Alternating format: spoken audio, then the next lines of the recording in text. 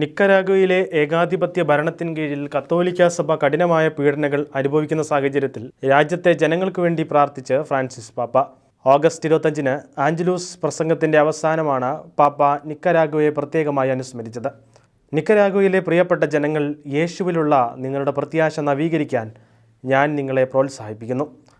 പരിശുദ്ധ അമ്മ പരീക്ഷണ സമയങ്ങളിൽ നിങ്ങളെ സംരക്ഷിക്കുകയും അവളുടെ മാതൃ ആർദ്രത അനുഭവിക്കാൻ സഹായിക്കുകയും ചെയ്യട്ടെ എന്നും പാപ്പ കൂട്ടിച്ചേർത്തു. നിക്കരാഗ്വയെ പരിശുദ്ധ കന്യാമറിയത്തിൻ്റെ സംരക്ഷണത്തിനും മധ്യസ്ഥതയ്ക്കും പാപ്പ ഭരമേൽപ്പിക്കുകയും ചെയ്തു.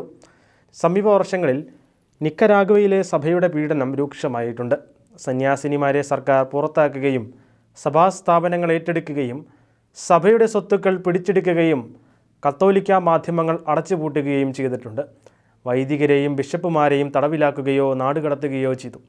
നൂറുകണക്കിന് കത്തോലിക്ക സംഘടനകൾ ഉൾപ്പെടെ ലാഭേച്ഛയില്ലാത്ത 1500 സംഘടനകളുടെ നിയമപരമായ പദവി ഡാനിയൽ ഒർട്ടേഗയുടെ ഏകാധിപത്യം റദ്ദാക്കുകയും 2 പുരോഹിതരെ കൂടി റോമിലേക്ക് നാടുകടത്തുകയും ചെയ്തതിന് തൊട്ടു പിന്നാലെയാണ് പാപ്പ പ്രാർത്ഥനാഭ്യർത്ഥന നടത്തിയത്.